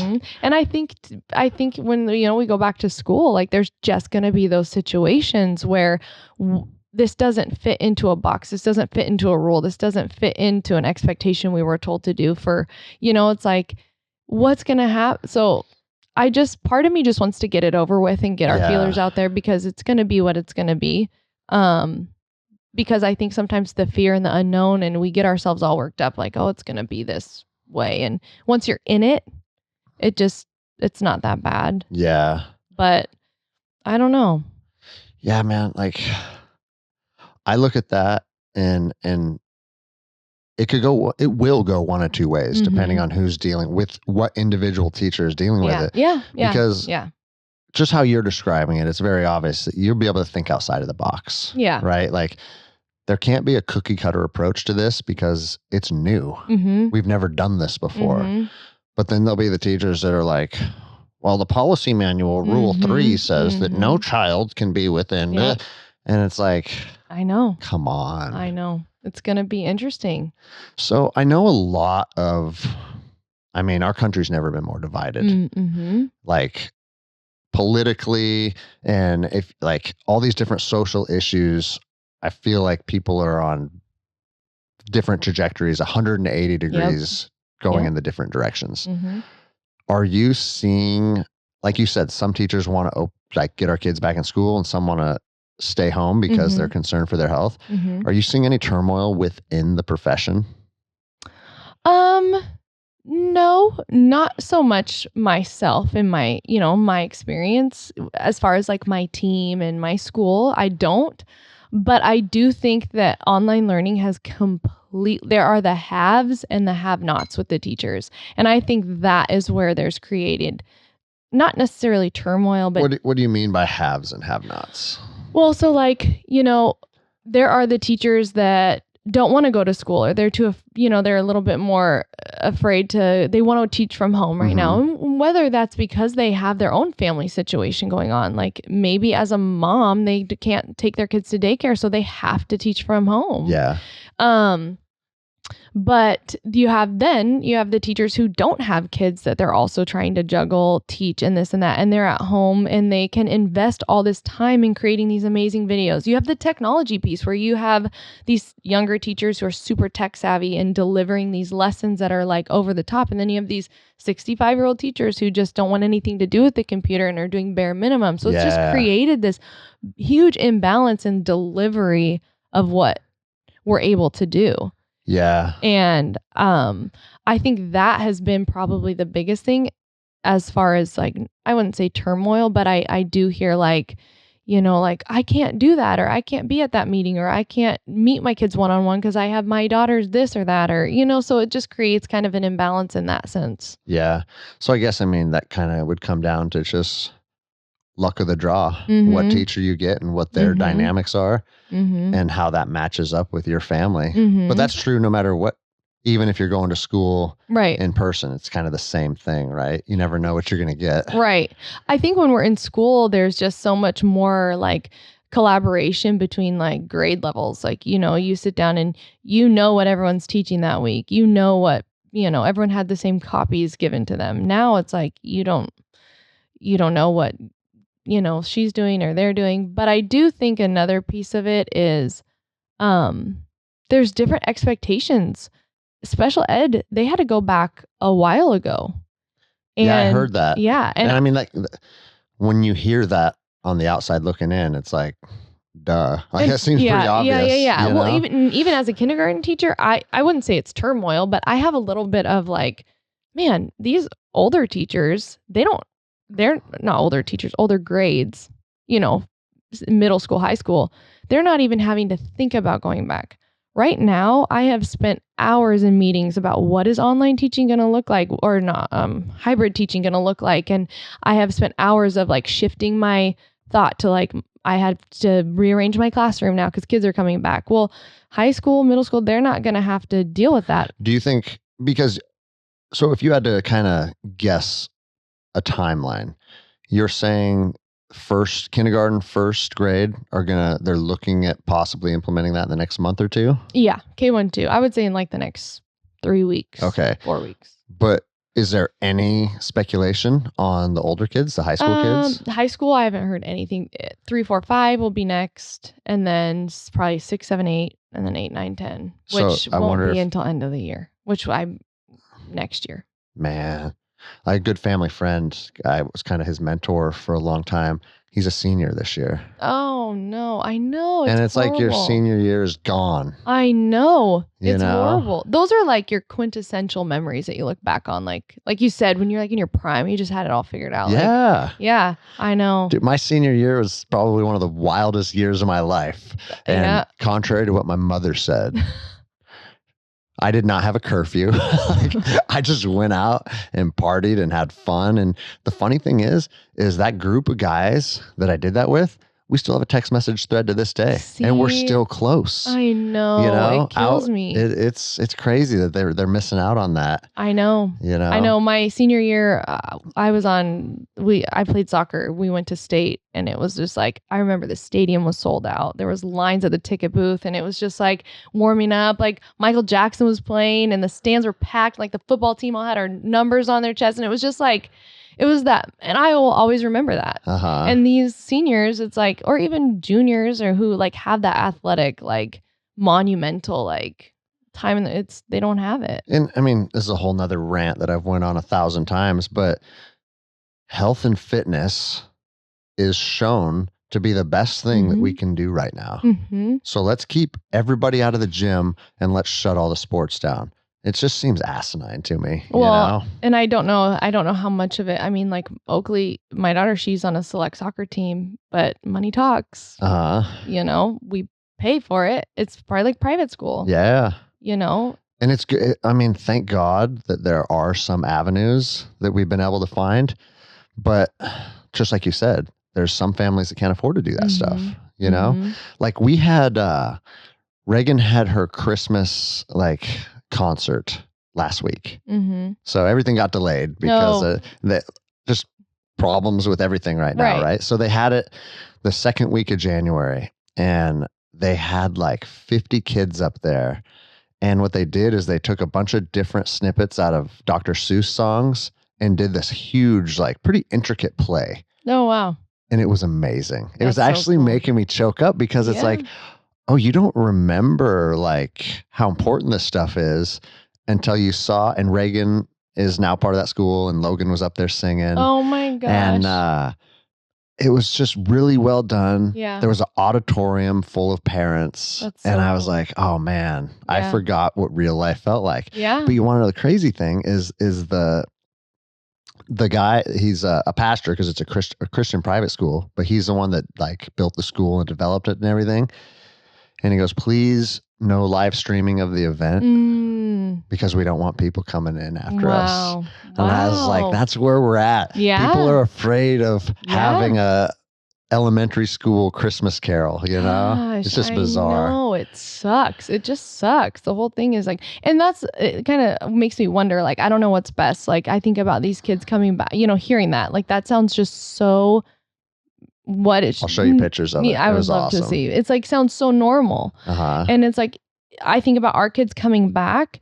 It's not even going to be close to that. Yeah. It's not even close to that kind of normal. And I don't know what's best if we hold off until we can just say, okay, everyone's back. We're back. Whether it's because of the vaccine or whatever it might be that is the like driving force of normalcy. Well, my kids aren't getting it. No. Just so you know. No. You're not shooting your shit into my kids. Honestly, I don't think I give it to my kids either. I don't know if I will have a choice. I mean, I'm sure I'll have a choice if I want it or not. And I've been very open in saying I don't know if I would get it. Yeah. Like here's the thing on the vaccine. Because I've had two doctors on this show, Dr. Sheely and Dr. Micah, who are both some of my best friends. And their views on vaccines are night and day different, right? And one is for and one is against. And I love them both. And I've told them, I said, listen, like, I respect both your guys' opinion, but the truth of the matter is I'm not a doctor. I'm not an epidemiologist. That's above my capacity to sit here and tell you like why it's good or why it's bad, right? But this is what I can tell you. Something that has 8 months of research behind it, I don't feel comfortable putting that into my body or my kids' bodies when the survivability rate is so high. If COVID was killing 30% of people and it was killing kids, okay, it'd probably be a very different conversation, Mhm. right? Mhm. But if just based on the numbers and based on the uncertainty, Mhm. nope, No. not going in my body. And it's funny. My body, my choice. Yeah, exactly. You Well, and know? it's funny because I have a twin sister, and she's always been a germaphobe. And when I got the chicken pox when we were like 9, I knew I wasn't feeling good. I didn't tell anybody. My dad came over and like he's like, "Man, you have a fever." And I showed him. I was like, "I think I have the chicken pox." My sister stood up, packed her bags, and ran out of the house. And my dad let her go. He was like, she did. I'll never forget this. She didn't have shoes on, and she was like out the door down the gravel road. He's like, "You're going without your shoes?" And she was like, like it's a black plague. Yeah. And so she just took off screaming, running. And she's always been that way. So you can imagine she's really excited for her vaccine. And I'm not. And I don't know if it's just since just my makeup, like when I get a cold, I kind of welcome colds. Like I'm like, I kind of like when my body fights it, like I'm strong. Like I like it, it makes me feel stronger because it's part of the human condition is your immune system fighting stuff off. Yeah. And man, and again, we could go on a whole nother tangent, but the biggest thing for people to do right now is take care of themselves, eat healthy foods and work out hard, and maintain a healthy body composition. Who's talking about that? Well, everybody's talking about the vaccine, and it's because I feel like the majority of Americans, they want that quick, easy fix. Yeah, I was just gonna say that. It's like I can walk into the office, boom, now I'm good. Yep. Or you could join my gym and you could CrossFit every night for the next 6 months, and you could get down to 10% body fat and you'd be good. But that's the hard, difficult route, you know? It takes commitment. And that's kind of why that's another issue that I have with it. It's like, I feel like everybody just wants, I feel the formula to beat this is already out there, but it takes work. And nobody wants to put work in, right? And so, yeah, just because you don't want to put the work in, that doesn't mean I'm going to be injecting weird stuff into my kids and into me. Yeah. And then the other thing about this, which I mean, if you're pro-choice or you're pro-life, my buddy, like that is the anti-vaxxer, told me, he's like, hey, they put human fetal cells and they use that to make the vaccine. And I was like, oh, interesting. What are you talking about? Yeah. Because you just never, he's my homie, but you just never know because there's so much misinformation out there. So I went to the CDC and it's like, yeah, they took cells out of aborted fetuses. Oh my God. What? Yeah. Like, it's just getting weird, right? Well, yeah. And it's to the point where it's weird enough, I'm not comfortable with it. So that's where I'm at, you know? Yeah. And I'm curious to know the percentage of people who take the time to research it and really look into what's in it and do that kind of research, who are more anti-vaccine than the ones who just kind of trust scientists and science and just go with like, yeah, I'm getting it. Like I trust what they say. And see, I mean, I'm just I'm distrustful of the government because I work for the government my entire adult life, and I kind of think it's a shit show. And like I said, like I think sometimes it's just your personality that like leads you to that choice. Like my sister has been different with colds and viruses and sicknesses from the day we were born. And I was always the one who was like, yeah, I'm sick. Like I welcomed it. Like, yeah, let's get it over with. Because you're a badass. You might not be a fighter. You might not like bar fights, but you're still a badass. I would never wish COVID on anybody because I know the circumstances are different for everyone and people have been through some real shit with it. But I, in a sense, have kind of wanted to just get it over with because that's build the immunity and be done with it. My personality. And to tell you, I know everybody says this, but I think I already have had it. Oh yeah, well I haven't had the tests. I mean, I got a test for I got an exposure at work and I got the brain swab. I had that done, but that doesn't test for the antibodies. But prior to that, I had the worst fever my entire life. Yeah. I woke up and I went snowboarding the next day. Oh my gosh. Just because I'd already planned it with friends. I'm not letting a fever stop me from snowboarding. No. So that's where I was at. But the bed literally looked like you dumped a 5-gallon bucket of water on it. And Jenny was like, did you pee the bed? I was like, no, that's sweat. Oh my gosh. It's disgusting. Oh my gosh. And that was right before this kicked off. And then I was in an international terminal all the time. Mm. So I feel like if someone could get exposed, it would be people working in an international terminal. Mm-hmm. But who knows? You know? No. Well, we went to a kind of a super spreader event, if you will, which I'm like, careful. I know. We're like, we ended up going and almost everybody got it and we didn't. We didn't get you probably it. already had it then. That's why I'm like, maybe we did.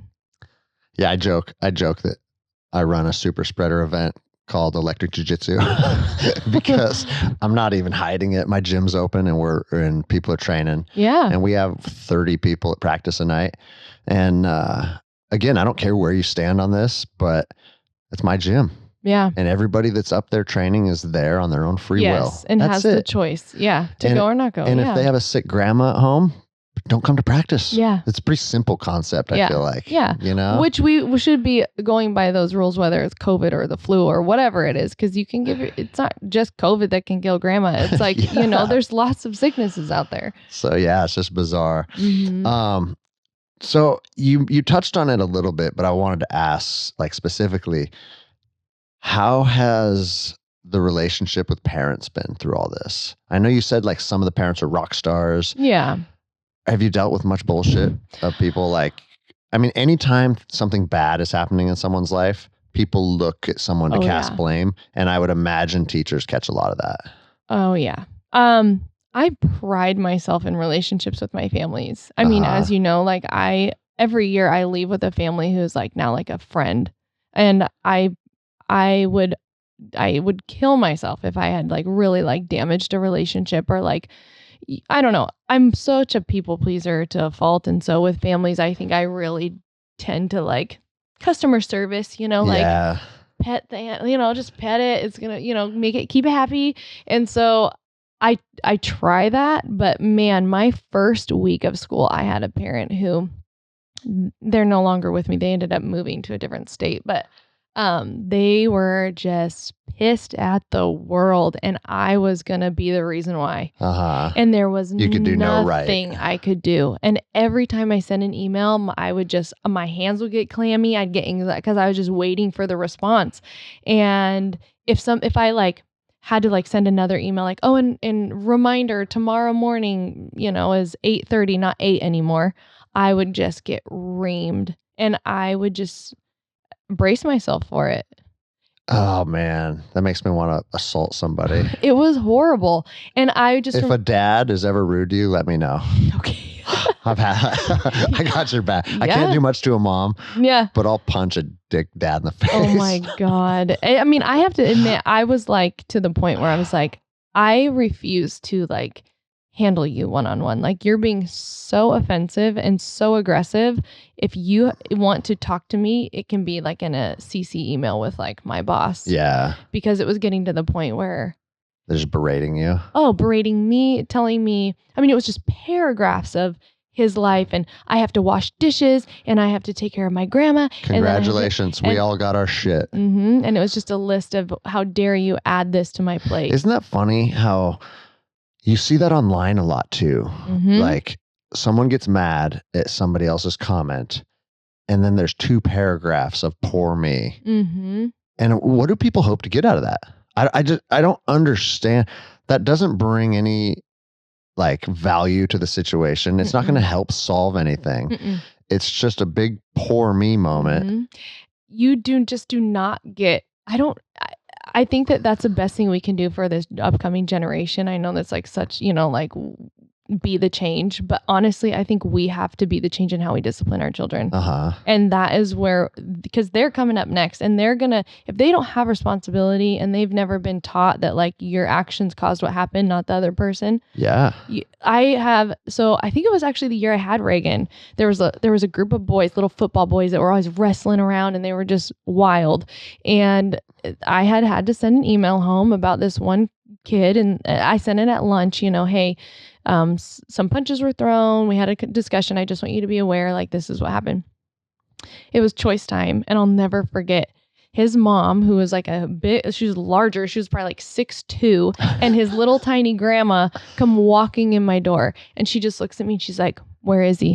And I was like, he's back there. Like, I pointed to him and they're like, And he looks up and he sees his mom and he sees his grandma and his eyes just got so big and he was like, hi. And she's like, don't hi me. She's like, in the hall now. And grandma and mom reamed him for putting his hands on another kid. And she left and I just was like slow clapping, like as they walked out of my classroom, like this is how parents need to deal with their kids. Like they showed up. They disciplined him. They didn't let him get away with it. They didn't let him talk himself out of it. And they trusted what I said and they handled it in this, like, it was just like the perfect moment. That's awesome. Yeah. But you have to have trust in the teacher. Yeah. To know that if when you had either of my girls, if you were to text me and say, hey, they did this, roger that. Like, I know that it needs to be dealt with. Yeah. You know? And very few parents are like that. Yeah. Man, I feel like our whole society is kind of getting away from consequences. Oh yeah. You know? Yeah. And it's not just the kids, it's everybody. You know? Everybody wants to be a victim and everybody's actions are consequence free. And just like you said, we're building the next generation. Where's that going to go? I know. You know? I know. And like, it's so, the internet, I always blame the internet for this because I feel like the internet has been the conduit that allows people to be offensive, be aggressive, and not get punched in the mouth. Yeah. You know, when I grew up, if I said some of the things that people are saying to each other, we're fighting behind the church after school. Yeah. That's what's happening. Yeah. And it's kind of a checks and balance in that system. You know, then you realize who you can talk to like that and who you can't. Yeah. And it establishes a pecking order, which at the end of the day, that's a good thing. Yeah. You know, like there's a pecking order in this house. But like I posted something a couple days ago and I wasn't calling anybody out. I wasn't trying to be offensive. I was literally telling a ranger school story. And in that picture, I looked like I was just out of Auschwitz. I think I saw it. Okay, yeah. So in ranger school, they don't feed you and they don't let you sleep. That's right? insane. And one of the comments was like a paragraph long. And it's like, I grew up poor. I know what it's, you knew what it's like to not eat for 60 days. Try it for 12 years. And then went on this rant about how tough his life was. And then at the end, it said ranger school would be easy. Oh my God. And I'm just like, okay. Yeah. Like maybe it would be easy for you. It wasn't for me. Right. But I'm not here comparing my life to yours. No. I'm simply saying this is a challenging experience for me. And somebody took that as an opportunity to get angry. I know. What is going on? I don't know. I know. I just actually got rid of Facebook like 3 weeks ago because I couldn't take it anymore. Yeah. But it was as you said it so perfectly. Like it's a place where you can say it without getting punched in the like. There's no consequences. Well, in like I used to say that about cars, right? Because so you know when you're coming north on I-5 and you're getting on Highway 2, that big line is like a mile long, right? And I'm guilty of it. Hey, like this is me. I do it. I go right to the front and I cut in. Oh yeah. Oh yeah. That's what I do. Like I'm not waiting in a mile long line. Yeah. But I laugh because I was like, you know, I do this because I'm in my car. Would I do this at the movie theater? Yeah. If there was 40 people in line, would I walk right to the front, look at the guy next to me, and then just step in? Yeah. No. 2 for the Matrix, please. Like, no, of course you wouldn't do that. No. Because that piece of metal and glass around you gives you this weird sense of like security, right? The internet is that times 1,000. Yep. I'm nowhere close to you. Yeah. You know? Yeah. And I have had incidents on the road where fuck you, no fuck you. We pull over and I punch them in the face. Like that's happened. And that happened when I was like 35. I wasn't a kid the last time that happened. But regardless, like in a car, there's still the potential for conflict. Through your telephone, you're good to go. I know. You know? And I think it's just become such a social norm and it's just like, that's how people voice their opinions. And I have to admit, like politically, I've been fairly quiet on there and I almost feel like guilt. Like I feel like guilty for not, that's like my platform and I should be stating my opinion and I should be like going with the herd. And it's like, I choose not to say something. And it's like, I almost feel like I'm judged for being quiet. Yeah, I go back and forth on that. Yeah. Because I mean, this episode will air next week, but Inauguration Day was yesterday. Mm-hmm. And a lot of people like kind of expect me to say my opinion on things.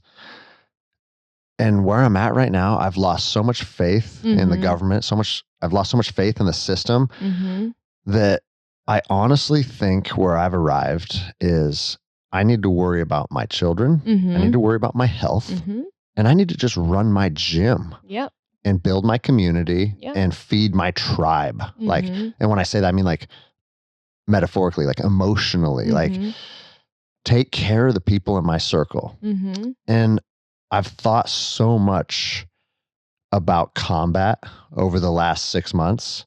Like if you look right behind you there, I'm building a new AR-10. It's halfway done in the corner behind the guitar. Yeah. And so, sorry if you're afraid of guns. No, Oh, okay. I'm not. I grew up, no, my dad is. But my point is like, I've put a lot of energy into what if the world goes to shit? And we're not done. I'm not done with that. I'm still going to do that, but I'm done letting it consume me because this is the conclusion I've come to.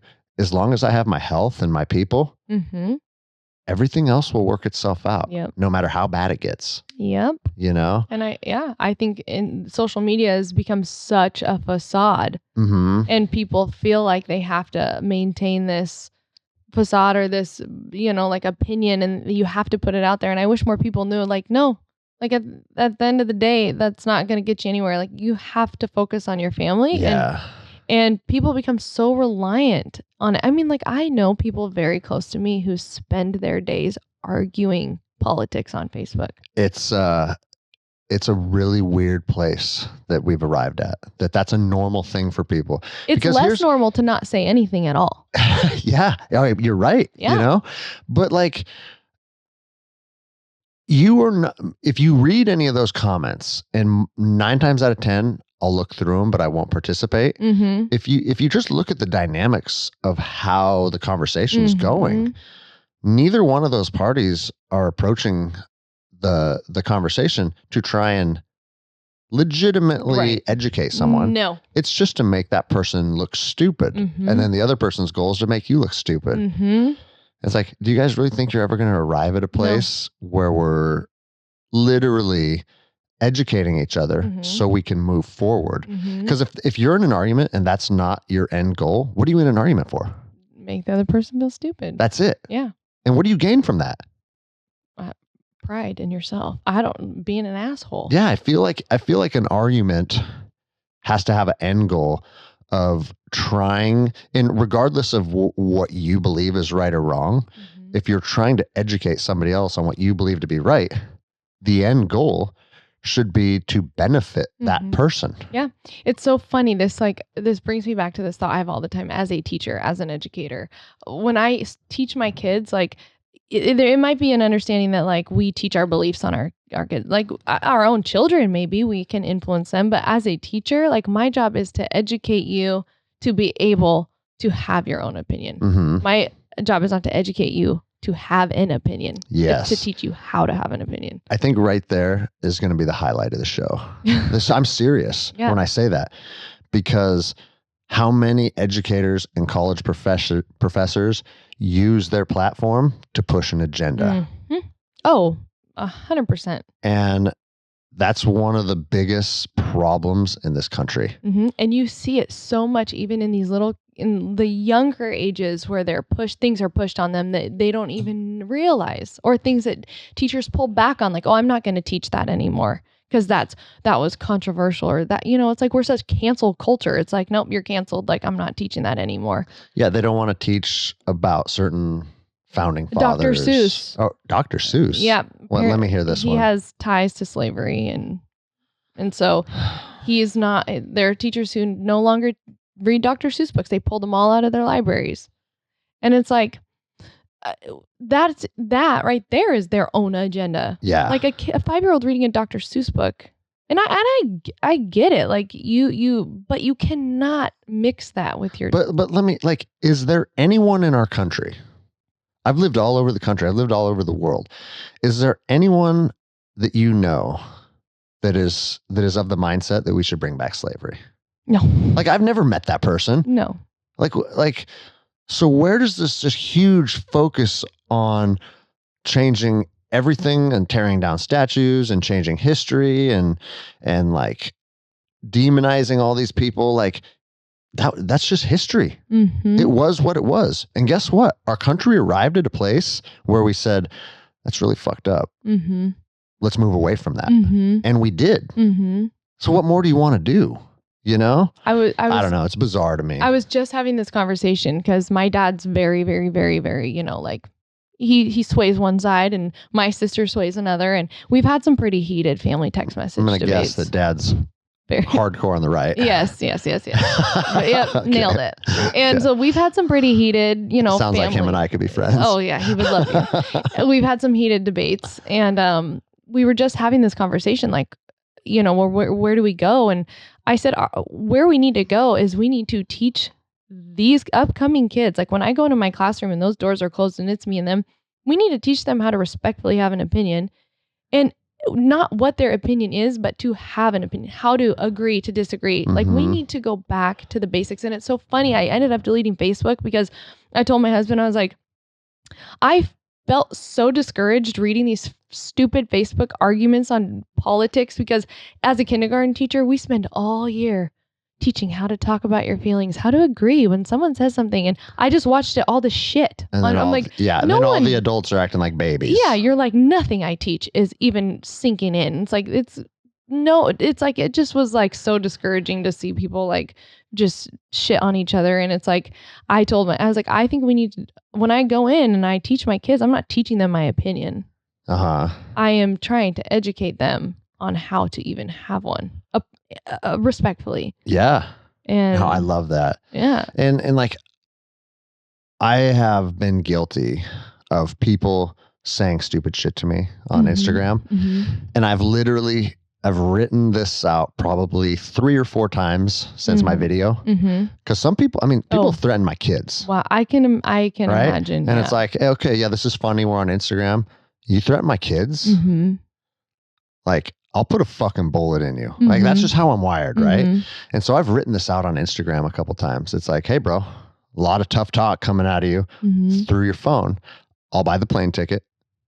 You can come to my gym and sign a liability waiver, and we can handle it like fucking men.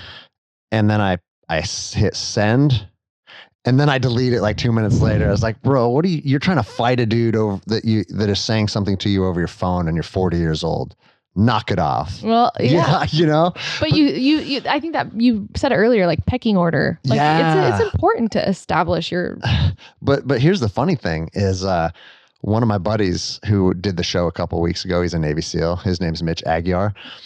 He had some people that he had that same conversation with. Oh my gosh. And they showed up to his gym and he beat the shit out of them. Oh my God. And so he was in town a week or 2 ago, and he told me that story. And I was like, oh man, maybe I should have just let that fly then, because your story is a lot. I just ended up pushing delete. You actually beat the crap out of somebody.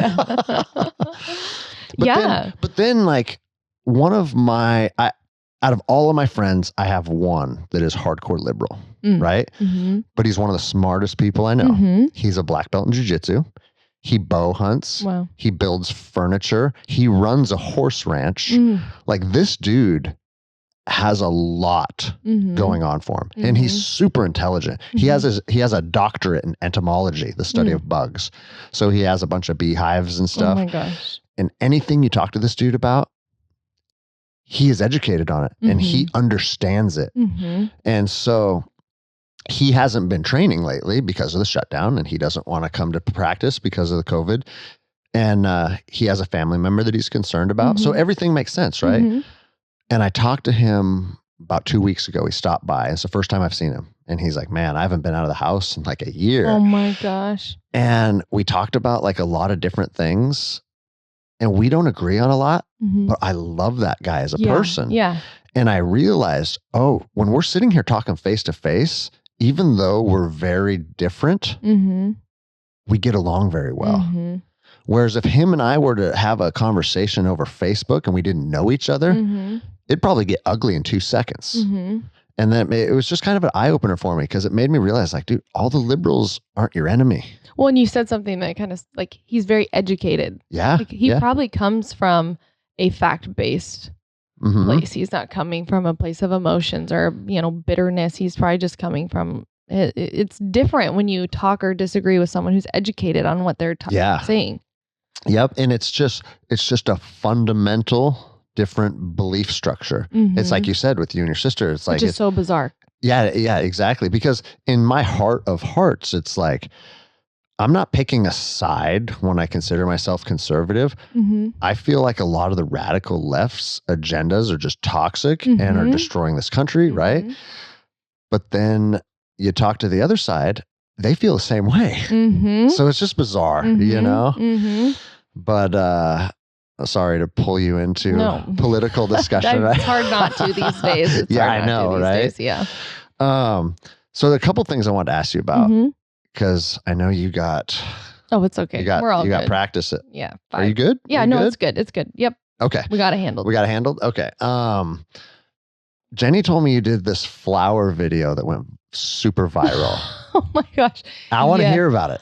Oh my gosh. Yeah. And flour is in what you cook bread with. Yes. I know. Not a flour. It took me a second. I was like, a flour video, but I was thinking of flour in the ground. No. Yes. Flour that you bake with. So online teaching is obviously bizarre in and of itself. And I hit this point where I was like, I just thought back to my little girls and I'm like, what do they love YouTube and like pranks and like people just being dumb on there. And I walked by and it was like this flour. These two people were like answering questions and they were like dunking their face in flour. And I was like, oh my God, I'm going to do this. So that next morning I packed a bag of flour and a little like tin canister thing. And I sat down and I said, because we were just in the beginning of kindergarten and they don't know what a question even is. So you'll be like, does anyone have any questions? And like, they'll raise their hands and I love my dog. And it turns into like, and then, oh no, we're asking questions of who, and does anyone else have any questions? And then you like the one kid you trust, you're like, all right, bud, like let's show the kids what it is. What's the question? They end up saying something like, I lost my shoe. It just turns into like everyone's saying comments. So I was like, okay, if the kids can ask a question about a story. So we talked about what a question was and it's a who, what, when, where, why, how. And I would dunk my head in the flour. And if they would ask a legitimate question. Yes, not a comment, not a share, not a story, but a question. I would dunk my head in the flour. And everybody wants to see their teacher's head dunked in flour, right? Yes. Oh, yeah. And I actually did not anticipate like how it was just extra hilarious because it goes up your nose and then it goes out your nose. And it's like, you're like blowing flour everywhere. It was in my eyes. It was in my eyelashes. It was like, I looked like I was like 300 years old because my wrinkles were like, I had it everywhere. And it ended up going viral. And what's nuts is I just randomly, that was a couple months ago, and I just randomly got on Facebook a while ago to see. Before you deleted it. Yeah. Well, I guiltily still have it. And just every now and then we'll browse. Okay. Got it. It had like a hashtag to it, like flower challenge. And there are teachers in Australia doing it. There are teachers in New Orleans. I mean, it just went viral. And so yeah, it was really cool. I just shit on the internet about how toxic it can be. But then the other side of it is you can be used for good, cool things like that. Like I just reconnected with a guy. I saw that. Yeah. 20 years. That's insane. And we went through Ranger School together, and it's like, sometimes the internet is pretty powerful too. Yeah. And I would like to hope after things settle down with just everything that maybe, because like you said, there are so many cool things on there. And ideas and seeing people from high school, thriving. Like it is really cool to see. And so I hope maybe once things settle down, I just couldn't take all the bickering. I feel like at the end of the day, some people are just shitty people. I know. And they're going to be shitty people in the mall, or they're going to be shitty people on the freeway, or they're going to be shitty people on Facebook. Yeah. Oh, yeah. Oh, yeah. You can't avoid them. Well, one other thing that I wanted to talk about, and there hasn't been much focus on it lately because the focus has been everywhere else. But I feel like for the couple years preceding the COVID era is like security inside of the schools was on the forefront of everybody's mind. Mhm. And I guess obviously now everybody's teaching from home, so security is not really a concern anymore, right?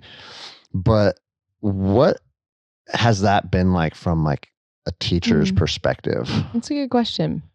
You know, every time you see a school shooting or something, that happens at a school, you just tell yourself like that teacher woke up and put their right leg in their jeans just like I did that day. And it could happen to anybody. And any parent listening, like those parents put their kids' jackets on, zipped them up, put their backpack on, and put them on the bus just like you do every day. Like it's not like, oh, it's not going to happen to us. Sometimes I think it's a when is it going to happen to us? I mean, and it's funny because as a teacher and just like kind of my stance on certain things, I have this like heroic vision in my mind. Like if that were to happen to me, like, and I had like a concealed carrier, I would just, I would show up and I would be that one teacher that like saved all the kids and no longer the teacher crying at the bar. Yeah. Fight. No. Yeah. Yeah.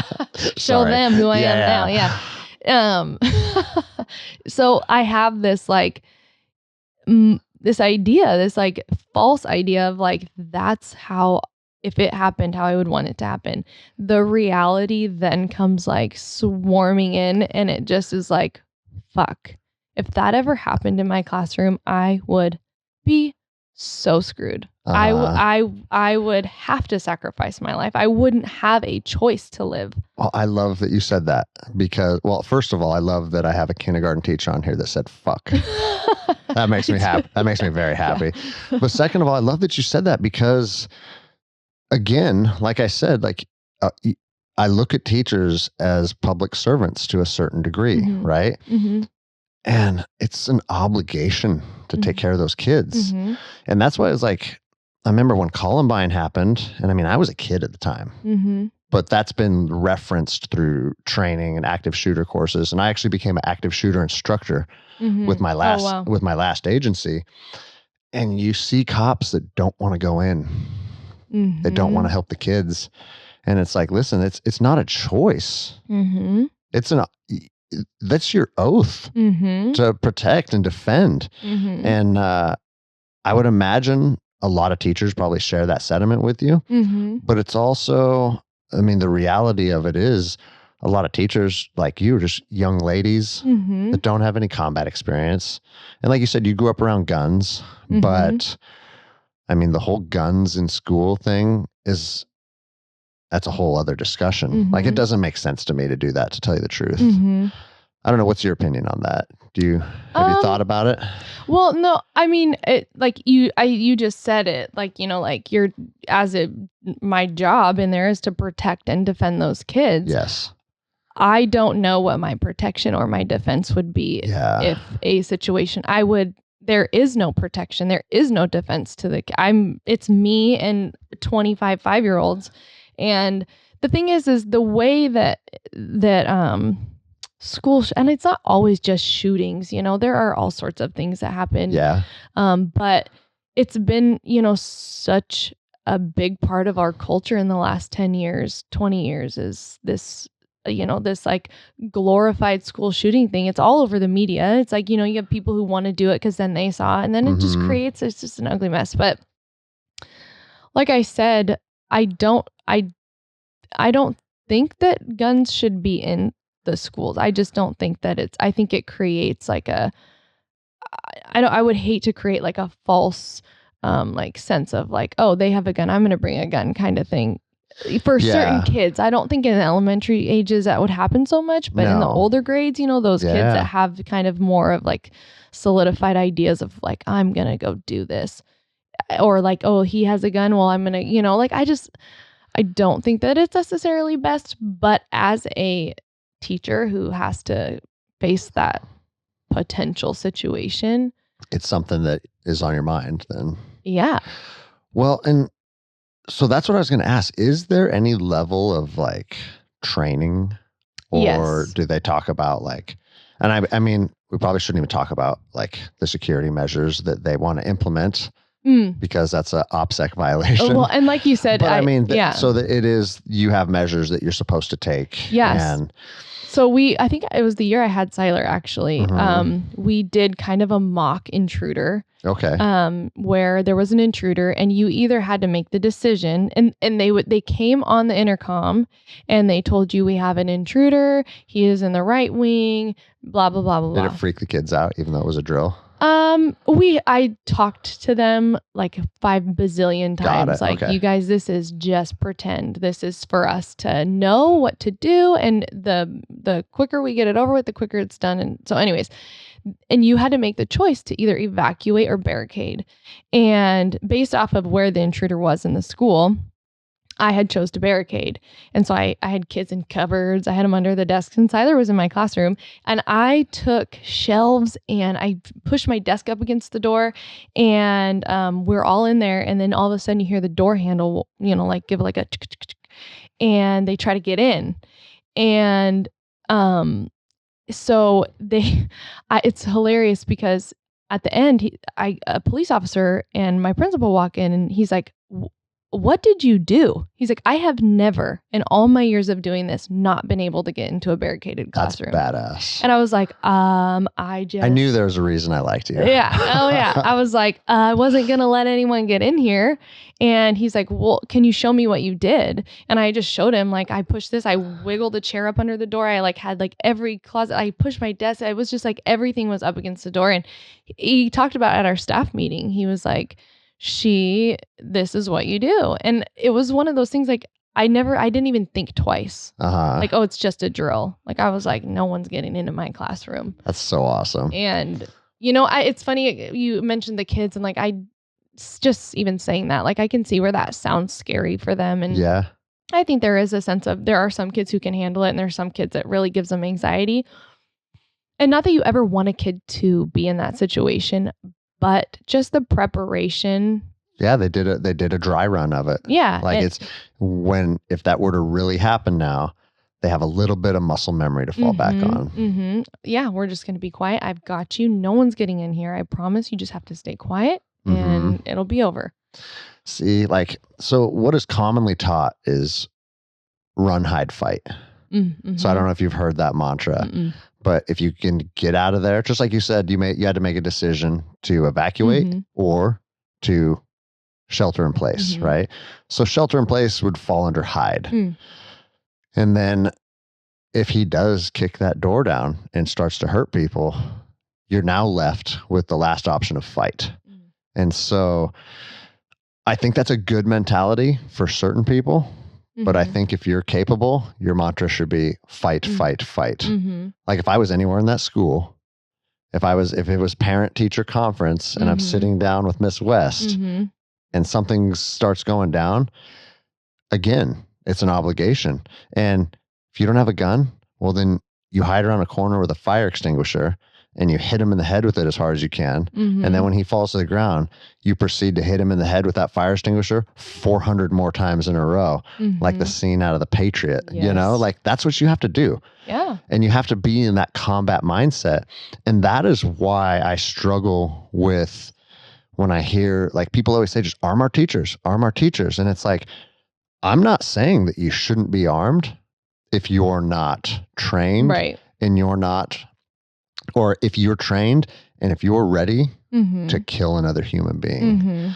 Because if those two tiers aren't met, I just feel like you're putting a lot of people in a difficult situation. And then you're also interjecting a gun into a situation where that person may not be proficient and that person may not have the will to use it. Yeah.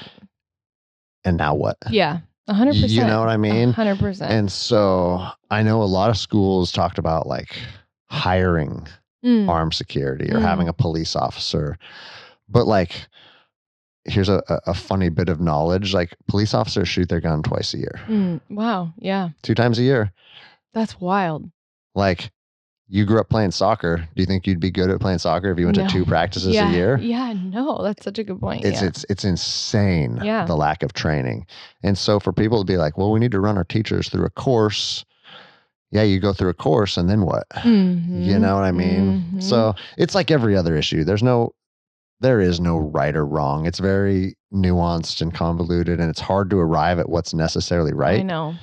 It's also hard because I think we just naturally live in this world of it won't happen to me. Yeah. And so it's And like, then it happened in Marysville, I know. which for listeners from where we're sitting right now, it's probably 2 miles from as the crow flies. Mm-hmm.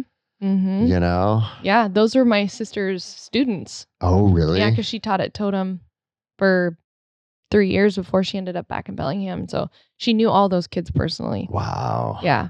But yeah, it's like it's not a matter of if, sometimes it's when. And it's like, I feel like it's the when it does, then there's change. Yeah. There's not change before when it's an if. And that's just the human condition, no matter what it is. Everything's always a knee-jerk reaction, you know? Yeah. And I mean, as a teacher, when I would be lying if I said I have not thought about that 100 times about when a gunman walks in my room. Oh, man. Do your rooms have windows in them anymore?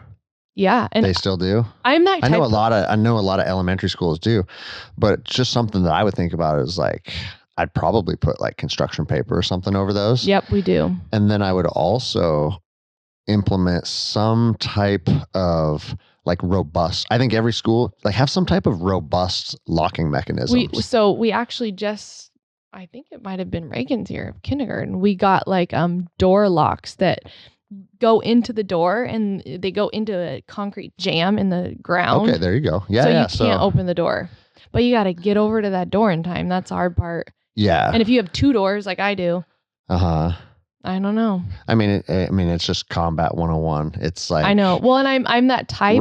Right place, right time, and sometimes you come out on top, and sometimes you don't. Mm-hmm. You know. I know.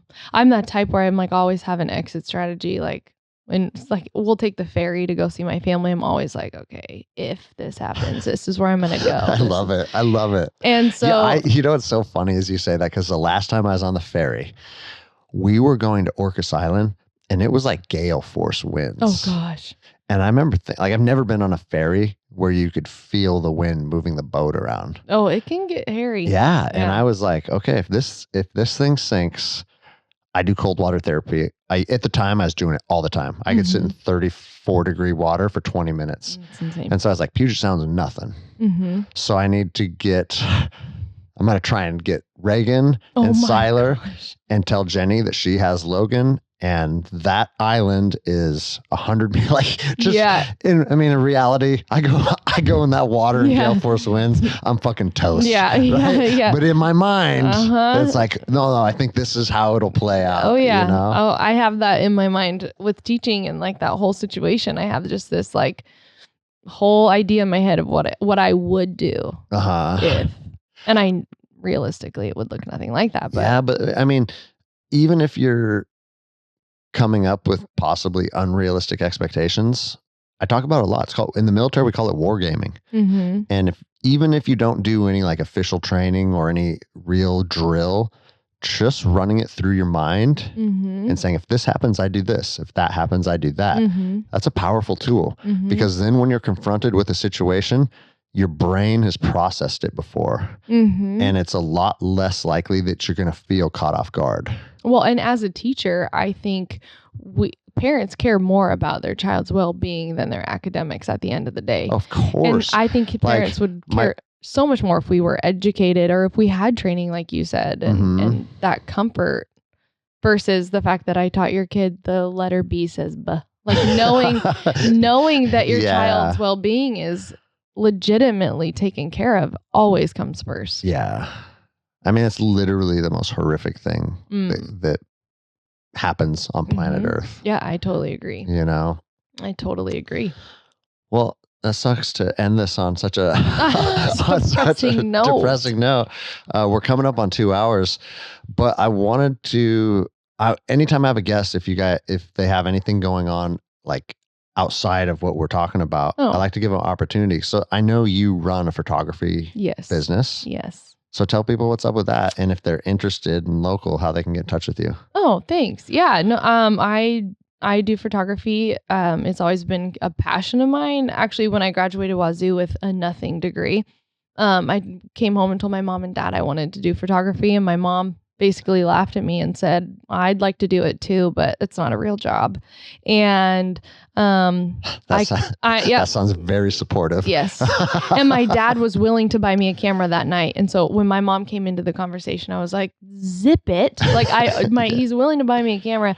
Well, so I didn't end up getting a camera and I kind of let it go, but I always did it on the side just with a cheap camera.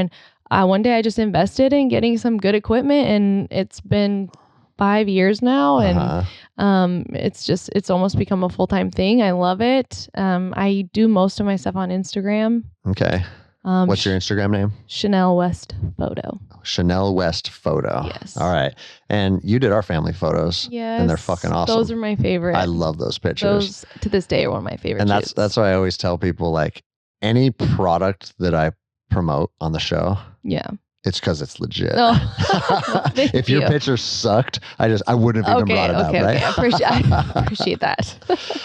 All right. Well, do you got anything else you want to put out before we wrap this up? No. All right. That was a lot of fun. Yeah. I really thanks, appreciate you coming on. Thank you. And like I said, we have Rangers and SEALs and fighters on, but parents dealing with teachers and this new dynamic is something that's affecting almost everybody to some degree nationwide. So I think it's a good conversation to have. And parents are rock stars. Those parents out there, my hats are off to you because I know how hard they're working.